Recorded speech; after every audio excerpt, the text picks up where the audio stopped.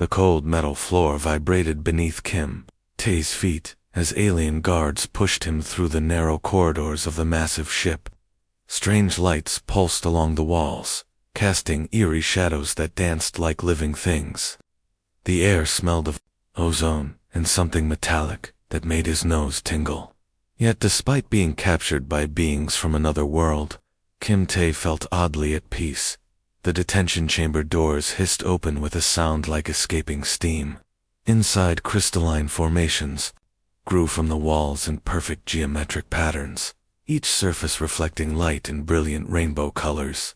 Kim Tae's eyes widened with genuine wonder. Even in this frightening situation, he could not help but appreciate the alien craftsmanship.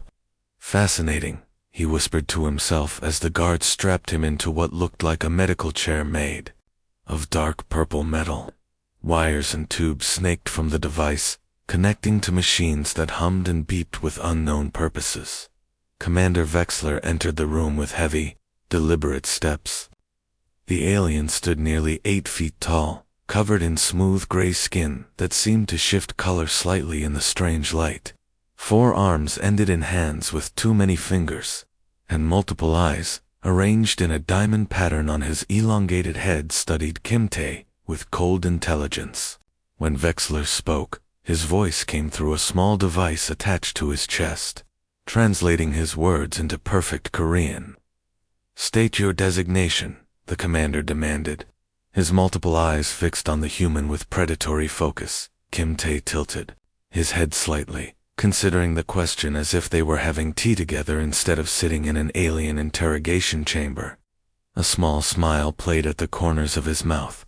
"My name is Kim Tae," he replied in a voice so calm and friendly that several of the alien technicians looked up from their monitoring equipment in surprise. "Would you mind if I asked about the fascinating crystalline structure of your ship's walls? The geometric patterns are quite beautiful." The clicking sound that came from Vexler's throat reminded Kim Tae of insects, but he realized it might be the alien equivalent of clearing one's throat or expressing confusion. The commander's diamond-deranged eyes blinked in a sequence that seemed almost like Morse code. This is not how prisoners behave, Vexler thought to himself, studying the readouts from the neural suppression chair. According to every sensor, the human showed no signs of fear. His heart rate remained steady, his breathing calm and even. Stress hormones that should have flooded his system were completely absent. If anything, Kim Tae appeared more relaxed than the aliens surrounding him. Security Chief Thokmar stomped into the chamber, his 6 powerful arms bristling with various weapons that glowed and hummed with deadly energy. The massive warrior stood nearly 9 feet tall, his rock-like skin scarred from countless battles. When he spoke, his voice rumbled like distant thunder. "You will answer our questions about your species' military capabilities." Thokmar growled, stepping close enough that Kim Tae could smell the alien's breath, which reminded him oddly of cinnamon and copper. Kim Tae nodded politely, as if the security chief had just asked him about the weather. "Of course," he replied with the same gentle tone he used when helping children find books in his library back in Seoul. "Though I should mention, I'm actually a librarian from Seoul. I volunteered for this diplomatic mission because I thought meeting new civilizations would be wonderful." The alien interrogation team exchanged glances that, despite their different biology, clearly expressed bewilderment. In all their years of breaking prisoners from dozens of different species, none had ever encountered anything like this. Kim Tae's eyes wandered around the chamber, taking in details that his captors probably expected him to miss in his terror. "Are you by any chance familiar with poetry?" he asked Thokmar, with genuine curiosity. "Your language has such melodic qualities, even when translated. There's a rhythm to it that reminds me of traditional Korean drums." Dr. Killenash, the ship's psychological warfare specialist, tentatively approached the chair where Kim Tae sat. Her tentacled head swayed as she studied the human, her large compound eyes reflecting hundreds of tiny images of his peaceful face. "Subject shows no defensive mechanisms," she reported quietly to Commander Vex. "No mental barriers, No aggression responses, no deception patterns.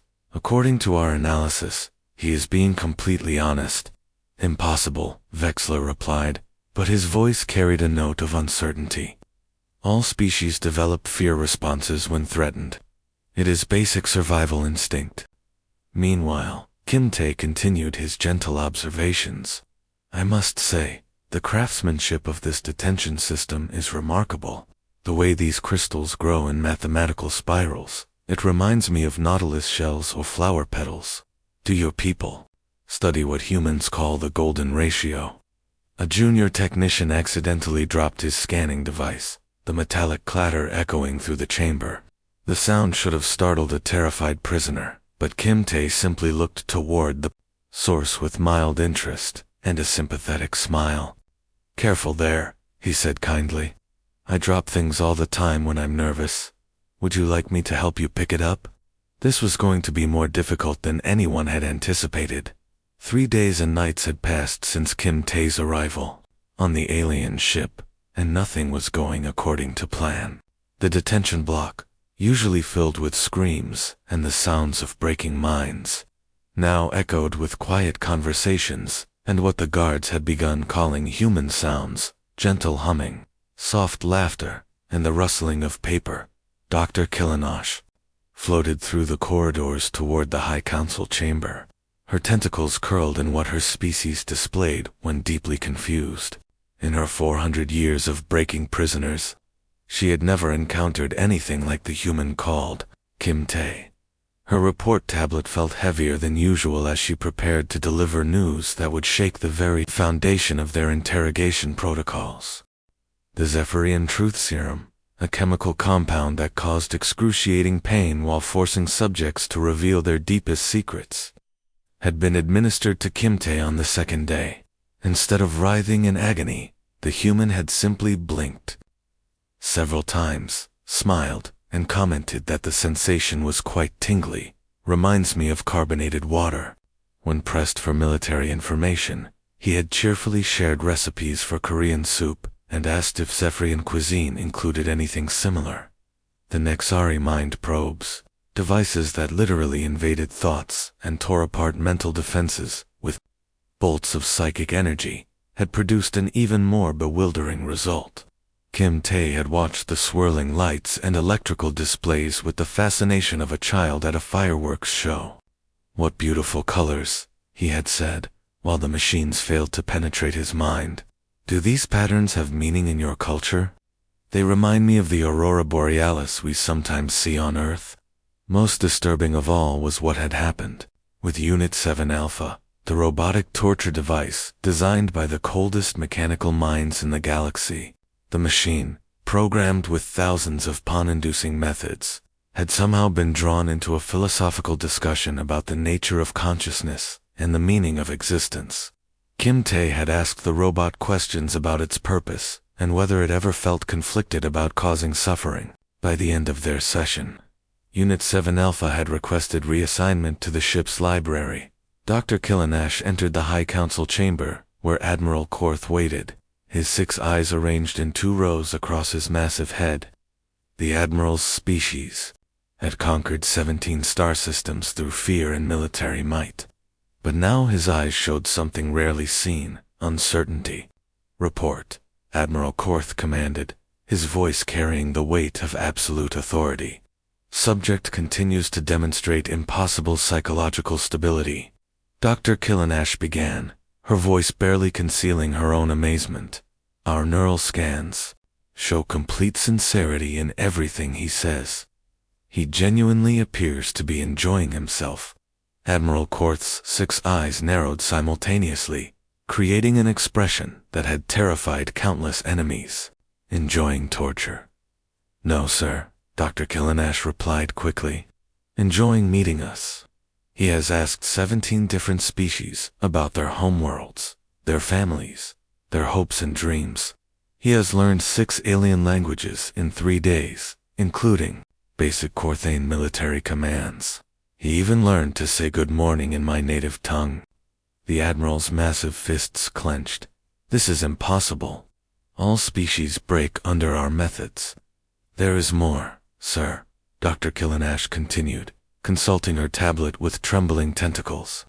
He has started what he calls a meditation group in the detention block. Half our security force now requests assignment to guard duty, just to participate. Stress levels among our crew have dropped to unprecedented lows.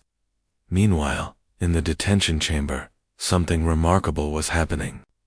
Kim Tae sat cross-legged on the cold metal floor. Surrounded by pieces of paper he had somehow convinced the guards to provide.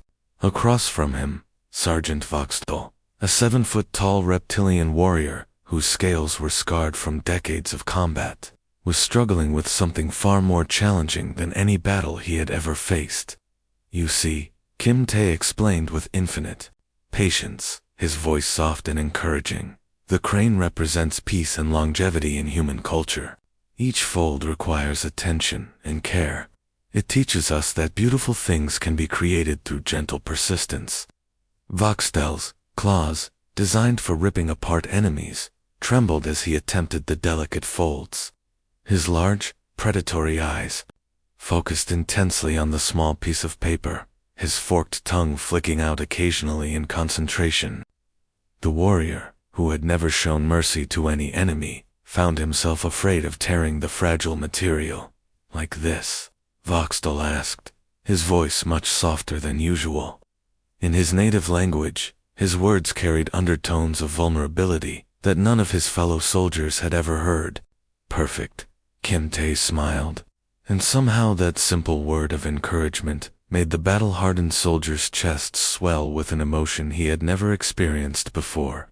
Pride in creating something beautiful, instead of destroying something living. As Voxtel carefully made another fold, following Kim Tae's gentle guidance, something unprecedented happened.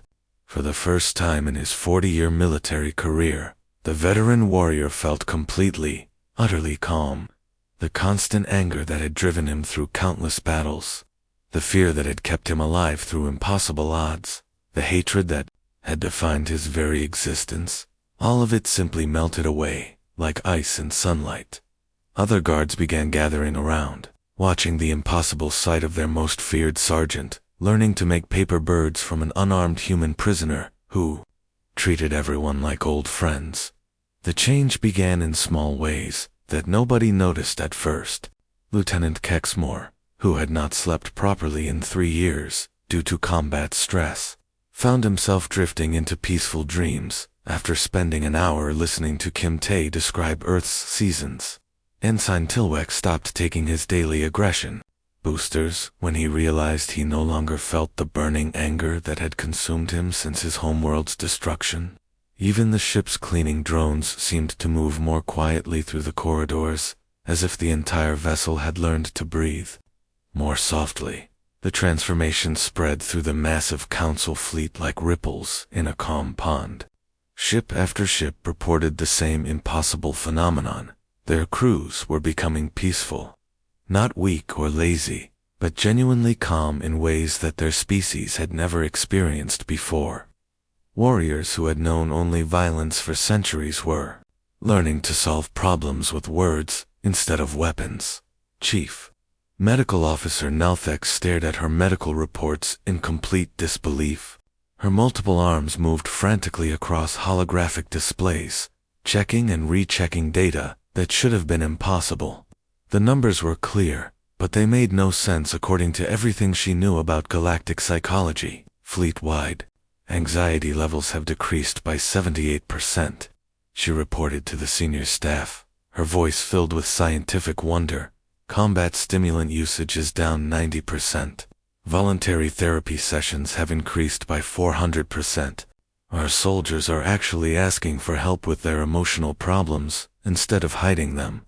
Commander Zethlak, whose species had spent 10,000 years perfecting the art of war, found himself questioning everything he had ever believed about strength. How is this possible? He asked, his scarred face showing confusion. We have conquered galaxies through superior firepower and tactical brilliance. How can one unarmed human undo millennia of military conditioning?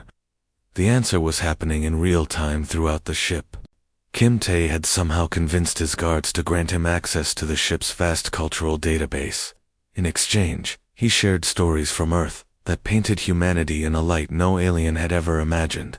He did not speak of Earth's wars, its weapons, or its military might. Instead, he told them about something far more powerful.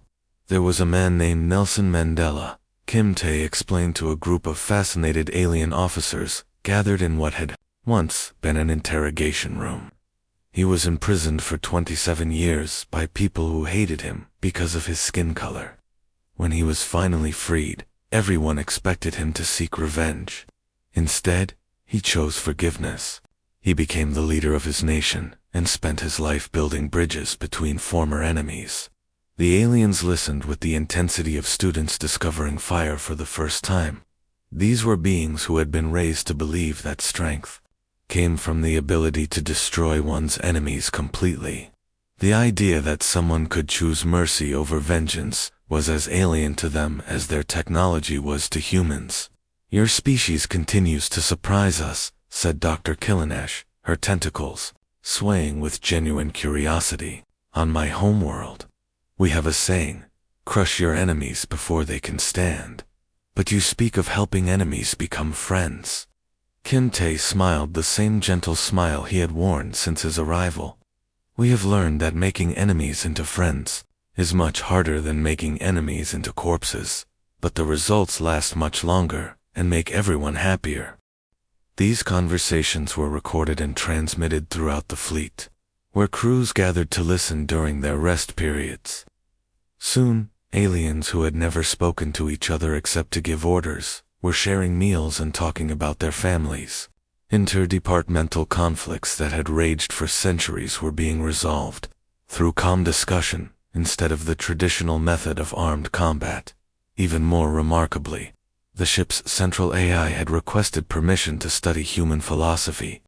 The artificial mind, designed purely for tactical analysis and weapon systems management, had developed what could only be described as curiosity about concepts like compassion and empathy. "I do not understand the logical benefit of choosing non-violent solutions," the AI admitted to Kim Tae during one of their daily conversations.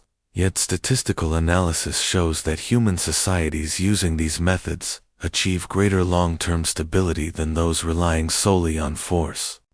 "Logic is important," Kim Tae agreed, "but it is not the only way to understand the universe. Sometimes the heart knows things that the mind cannot calculate." Admiral Korth had begun visiting Kim Tae personally each day, ostensibly to conduct interrogations but actually to engage in conversations that challenged everything he believed about leadership and power. The Admiral's 6 eyes would focus intently on the human, as Kim Tae spoke about. Earth's greatest leaders, not its generals and conquerors, but its teachers, doctors, and peacekeepers. "Your species fascinates me," Kim Tae told the Admiral during one such visit. "You have achieved incredible technological advancement, traveled between the stars, built this magnificent civilization that spans multiple galaxies, yet you seem to carry so much fear. On Earth, we have a saying, the bravest thing you can do is to remain gentle in a harsh world." That night, Admiral Korth lay in his quarters, staring at the ceiling, unable to enter his usual sleep cycle. In 500 years of military service, commanding fleets that had conquered entire star systems, no enemy had ever made him question his most fundamental beliefs about strength and survival. Yet here was this small, unarmed human, challenging everything with nothing more than kindness and stories about paper cranes. The Admiral realized that Kim Tae was not their prisoner at all. Somehow, without anyone noticing, the human had captured them. The emergency council session had been called at the highest priority level, bringing together representatives from 47 different species across the galaxy. The great circular chamber buzzed with nervous energy as delegates whispered in dozens of alien languages, their various appendages clicking, rustling, and humming with anxiety. Never before had a single prisoner caused such widespread Concern among the galaxy's most powerful civilizations. Dr. Killinash floated to the center of the chamber, her tentacles arranged in the formal presentation posture of her species. The holographic displays around her showed brain scans, psychological profiles, and behavioral analysis data that had taken her team weeks to compile. What they had discovered challenged everything the galactic community believed about warfare, conquest, and survival. "Honored delegates," she began, her voice carrying clearly through the universal translators. "After extensive study, I must report that the human prisoner designated Kim Tae is not a weapon in any conventional sense." A ripple of relief passed through the chamber. Several delegates relaxed their defensive postures, assuming the threat had been overestimated. However, Dr. Killinash continued, causing the relief to evaporate instantly. "He represents something far more dangerous to our established order.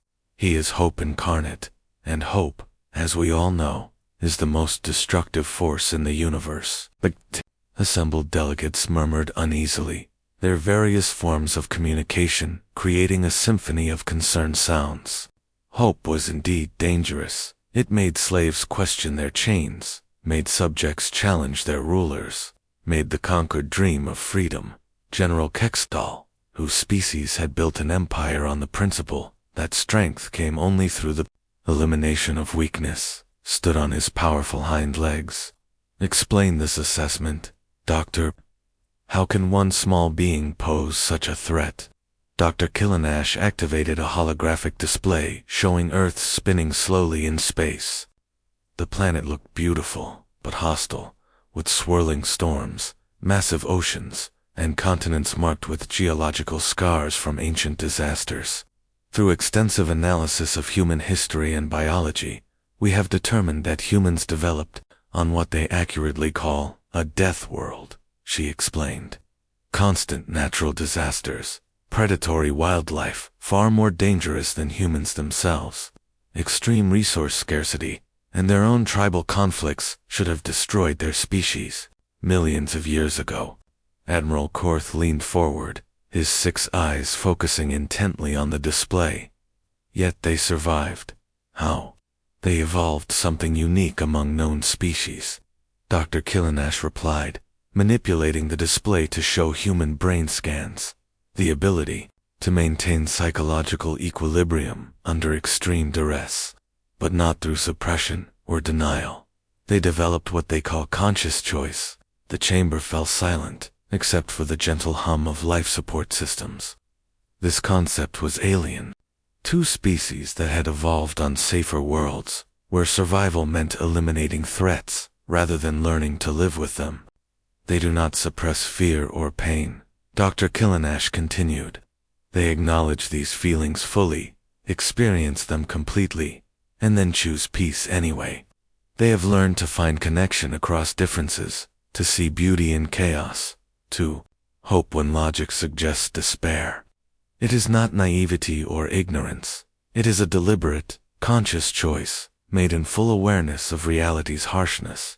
Delegate Prime Vertex, whose crystalline form resonated with confusion, asked, "How is this possible?" "Our psychological models indicate that such behavior should lead to extinction, not survival. That is precisely what makes them so dangerous," Dr. Killinash replied. "They prove that our models are wrong." While the council debated the implications of this revelation, Kim Tae sat in his detention chamber, completely unaware that he had become the subject of galaxy-wide political discussion.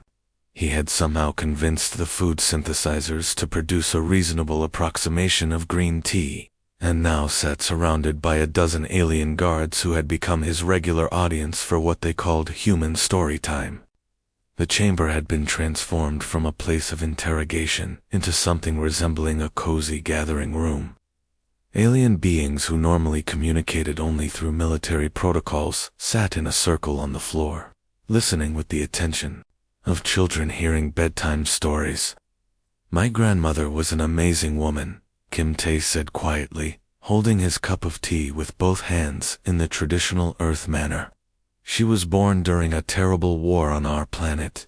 Her village was destroyed, her family scattered, and she spent years hiding in mountain caves, eating whatever she could find just to survive. The aliens listened intently.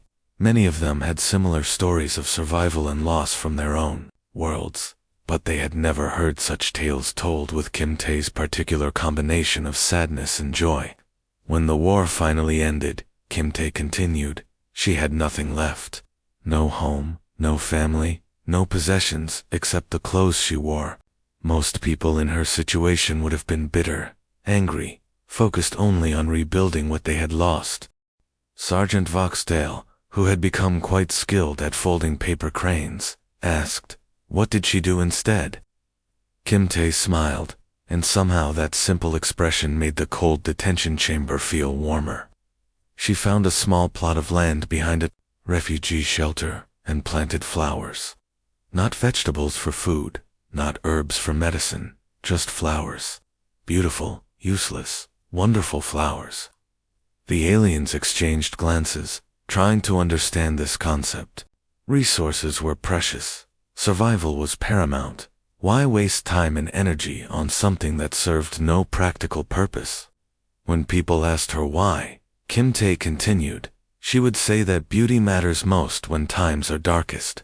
She taught me that gentleness is not weakness. It is the strongest thing you can choose when the universe gives you every reason to be hard.